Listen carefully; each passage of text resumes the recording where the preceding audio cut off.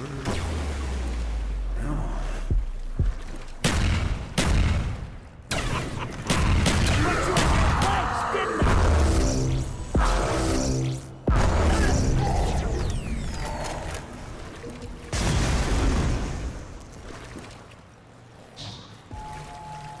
I dreaming? This water is freezing! I swear, this stuff gets weirder by the minute.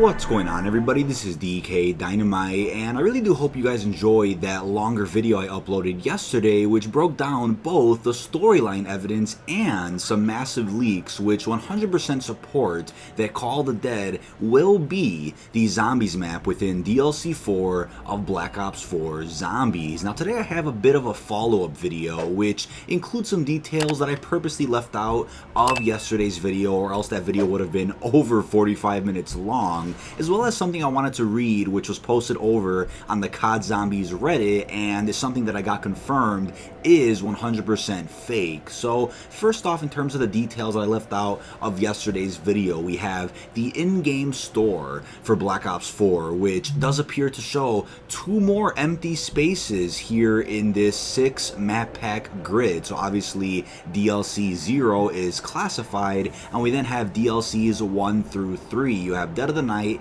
Ancient Evil, and Alpha Omega, with 2 more spaces left in this list. We obviously have DLC 4, or Call of the Dead, which is going to be one of the next spaces here right after Alpha Omega, and we then have a space after that which is presumably going to be the DLC 5 map pack, or Victus Chronicles, a big pack featuring Transit, Die Rise, and Buried, all remastered / remade for Black Ops 4 Zombies. So that's honestly intentional, since Treyarch and Activision have yet to change how the in-game store looks to make it where there's only 1 box left, signifying that DLC 4 is the last DLC that'll be released for Black Ops 4 Zombies. So until they do that, there will be a DLC after DLC 4, that's without a doubt. And I believe Glitching Queen also made a video about this not too long ago, but I think this is a detail that many people have forgotten about since that video was made. Now besides that, I also wanted to inform you guys that a video which is fairly similar to mine will be going live on the Gaming Revolution's YouTube channel at some point later tonight. So I'll have a link to that video down below in the description if you guys are interested in yet another 29-minute video breaking down some apparent leaks and some different storyline details that I didn't even cover about a Call of the Dead remake in DLC 4. He's actually away on vacation right now, so he sent me his audio and I was able to edit that video for him, and I put a lot of time into it, so I'll definitely appreciate a watch over on his channel. But he does go in depth about some different leaks which I didn't get access to, only he did, since he has a reliable source that he's talking to at the moment. And he also goes in depth about some other storyline details, one of which I'm going to explain in this video as well, which actually involves the backstory behind the VR11 and how that could be retconned and can better fit the narrative of Black Ops 4 now. So as you guys might remember, within some radios within Alpha Omega, it was confirmed that the elemental shard, or the piece that Cornelius Purnell has access to with Broken Arrow and was then put inside the APD, has the ability to revive the dead, but unlike 115, it won't turn them into zombies. It won't animate them into the zombies we all know from the Black Ops universe. Instead, it fully revives them, as we saw with Peter McCain within Alpha Omega's Easter egg. So with that being said, there's a similarity between the elemental shard and the VR11 wonder weapon over on Call of the Dead. So as you guys might remember, when you shoot somebody with the VR11, it'll turn them into a human. It fully revives them. It changes them from a dead zombie to an actual human being again. So with that being said, could they be retconning something that we then see in DLC 4, where maybe the elemental shard then powers a new version of the VR11, or they retcon it and say that the elemental shard is what allowed the VR11 to exist back in the original universe? They could easily retcon something anything along those lines, or they could just use it and say, we have a new actual useful version of the VR11 Wonder Weapon on Call of the Dead, which would be absolutely insane. But speaking of Wonder Weapons, and besides that little storyline detail which TGR flawlessly explained in his video, I also want to bring up a recent leak that Pluto, a good friend of mine, reported on in one of his recent videos. So I'll have a link to that video down below in the description as well. He's been in talks with somebody that I don't really know too well, and apparently that person has some inside sources, and within one of those inside sources it was revealed that elemental scavengers will be featured in this Call of the Dead remake for DLC 4, and I've had that information verified by some of my people that I talked to who got this information verified by some inside sources, and apparently yes, we will be seeing 4 different elemental scavengers within the Call of Dead remake. Now, the thing I wanted to bring up about that was the fact that some people might be tired of that system in a zombie map where you have 4 different elemental versions of one base weapon, regardless of it being a ray gun Mark II or a god hand from Ancient Evil, regardless of what the Wonder Weapon actually is and how you can then upgrade it to an elemental version of that. I think the system honestly works for the people out there who, let's say, love a map like Buried or love a map like Gorod Krovi, where you definitely want to get your hands on the Paralyzer or the Ray Gun Mark III, but then you leave 3 other people out if you are in a 4-player co-op game. So that means only one person can enjoy the new Wonder Weapon on that map. And that's not to say that it's bad game design or that it's a bad map design, not to say that at all. So with that being said, we may end up seeing a buffed version of the VR11 within Call of the Dead or the remake, and it may end up using some of the power from the Elemental Shard to be able to turn zombies back into humans, but hopefully it's a little more of a useful weapon than it was back in the original. But without a doubt, we're 100% going to be seeing elemental scavengers in this remake. It would also be cool if maybe they also added the scavenger into Blackout in the form of an exclusive Wonder Weapon that you can get by killing a Blightfather or opening up random mystery boxes. We'll just have to wait and see, but that would be a cool idea for those of us who enjoy the Death of Orion, Alistair's Foley, and the Hell's Retriever within Operation Apocalypse Z. But I also wanted to go over a very interesting tweet from Eric Maynard, which kind of answers the question as to why the Victus crew would be sent back to Transit, Die Rise, and Buried in the apparent DLC 5 map pack to reactivate the polarization towers. Why are we reactivating them, and who are we actually overpowering to help destroy the Ether and kill Dr. Monty? So in his tweet, he says, before I go too much further, we have to know one thing. Who do the towers power up from the Victus remakes, reactivating the towers, since Purnell used the other pyramid in Nuketown? We heard his announcer quotes. I think it's Ultimus, Richtofen, and Sam. We missed it all. Sam shooting the laser in Alpha Omega's trailer set it all into place. I remember that Richtofen, after leaving the MPD, has done stuff just as crazy. He, as a zombie, controlled other zombies, then teleported to Groom Lake and went back to his old body, all with no tech.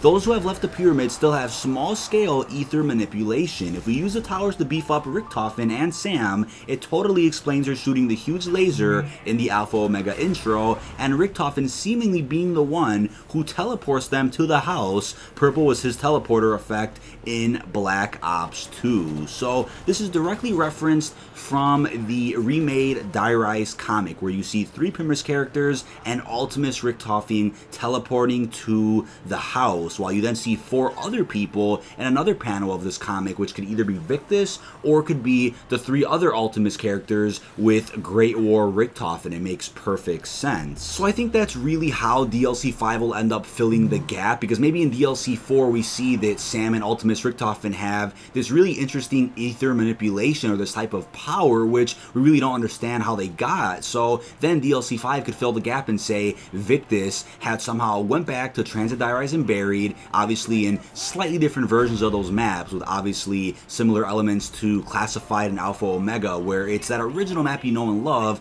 but with some different mechanics, different layouts, different areas, stuff like that. And they reactivate those towers, powering Sam and Ultimus Richtofen, the 2 people on the team who had been in the MPD before and still have some small-scale ether manipulation. And then after that, we then get some cameos in the Call of the Dead remake by Victus, and you're then questioning, well, how did they get there? Why are they there? You know, what are these quotes referencing? And then DLC 5 fills in all those gaps, explaining where they were after they escaped their cryogenic chambers in Blood of the Dead, and exactly where they were in between Alpha Omega and this Call of the Dead remake. Now, in terms of how those cryogenic cryogenic chambers turned off. It's unknown as to whether or not they turned off after Primus Richtofen died at the end of the Blood of the Dead ending cutscene, or whether or not something we did in Alpha Omega somehow triggered those chambers to turn off, so that Victus then woke up, saw dead Primus Richtofen, and then teleported straight to transit right after that. Now, last but not least, I wanted to read you guys this Reddit post written by somebody named James, and I was able to confirm this Reddit post is 100% fake, but it's still interesting to read because it really makes you guys think about how big this Call of the Dead remake could end up being within DLC 4. So as James officially said, due to extenuating circumstances, I've been asked to leak the final map on here for financial gain. This will probably get taken down. So that's already something questionable to say. Not sure why he talked about financial gain here, but the final map is called Genesis and takes place at both the beginning and end of the story. The map itself is both Origins and Call of the Dead combined in almost a Revelations type of way. In this map you play as neither Primus or Ultimus, but rather an even older version of the characters, about as old as Reznov or Frank Woods from Black Ops 2, who have been aged by a malfunction in the MPD. This map is by far the hardest of any zombies map to date. You start off in a submarine where you can't leave until you activated the pilot 3 times. After that, the submarine is available to use to transverse around the map, and you can call it from any of the 4 locations. In the map, the Origins mount is replaced by a much larger but less constructed version of the Call of the Dead lighthouse, which has Vril technology flowing through it and causing zombies from various maps to spawn in, such as the Shriekers and Flamers from Shangri-La. The map itself is a mix of Origins and Call of the Dead, hard to explain, but just picture Origins with water and more varied elevation. Pack-a-Punch can be reached by activating a switch at the top of the lighthouse and then quickly climbing down and riding the submarine to a remote island. On this island, the round doesn't change, but you can farm points to your heart's content, so basically No Man's Land for Moon, though it seems it gets harder the longer you stay there. By the way, Samantha acts as a guide in the map, like Rushmore from Alpha Omega. We'll update the post with Easter egg information as it becomes available. So obviously nobody in the comments of this post believes what this person is saying. Now, in terms of playing as an older version of our characters here in this Call of the Dead remake, it's definitely a pretty cool plot point due to a malfunction from the MPD, and it's definitely unexpected, but this is something similar that I say over on my Marvel channel, Marvel Hub, where sometimes people out there create fabricated versions of maybe something similar to a leak they heard, and because it's so unique, it almost sounds believable, which is what manipulates the community into believing that leak to begin with. So that's what I think is happening here with this really long Reddit post, but I honestly don't think they have time to then create this whole other side plot where somehow our characters become aged in this map. We could definitely see cameos of our characters aged at some point during the Easter egg, but I don't think playing as them really makes much sense. But if this map obviously has no ties to the Great War, if you don't go there throughout the Easter egg or we don't see it, then obviously the intro cutscene has a lot of explaining to do with how we then kill Monty, the Oath of Shadow Man, all the Keepers and Apothecans, so I don't think there's even a minute to spare with somehow explaining that our characters got aged after using the MPD. But in terms of seeing different types of zombies from various maps in this remake, I would definitely love to see that, and was honestly something I was hoping to see in Revelations instead of all the elemental Margwas, but maybe there's still a possibility for this map, we just don't know. I would love to see zombies from Ascension, Shangri-La, Moon, all these different maps combined into one to truly feel like an ending to the Ether storyline. But obviously Revelations wasn't the ending to the Ether storyline, but instead was the actual end of the cycle, or just conveying the cycle from start to finish, which is why we didn't see all the other zombies from different maps. It obviously isn't a culmination of everything to end the story, but instead is a culmination sort of leading into Zombies Chronicles and then breaking the cycle in Black Ops 4. Now, with this map having elements of Origins, obviously this goes back to a popular theory, which I believe was also supported by some people behind the scenes who apparently had heard and quote-unquote heard talks behind the scenes about a Origins remake being the Great War map, which makes perfect sense. You're going back to the Origins intro cutscene where Samantha says, "It began long ago, on the battlefields of the Great War.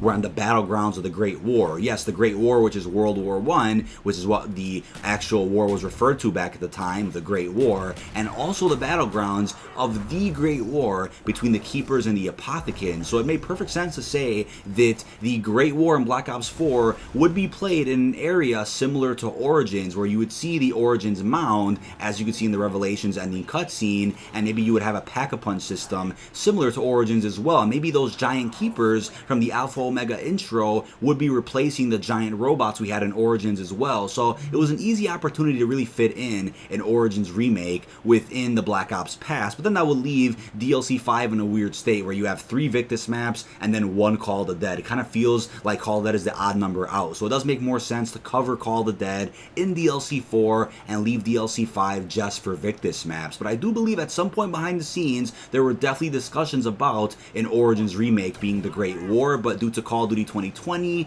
due to Season 2 being scrapped, they had to then wrap up the Ether narrative within 2 maps instead of the originally planned 4. So although this fanfiction does sound pretty promising with some really cool elements inside of it, this was confirmed 100% fake by some of the inside sources I speak to. So once again, you don't have to believe me, you don't have to believe any leaks or inside sources, but I do want to make sure that the correct information is being shared around the community and not fanfiction, not false information, and definitely not some fabricated version of something they want to see on the actual upcoming map. But that is about it. This has been dkdynamite. Check all links down below in the description, and be sure to check out my previous video, a pretty lengthy video breaking down both the leaks and the relevant storyline evidence that 100% supports Call of the Dead being DLC 4. Stay tuned in for some more Black Ops 4 gameplay news and coverage, and peace out, everyone.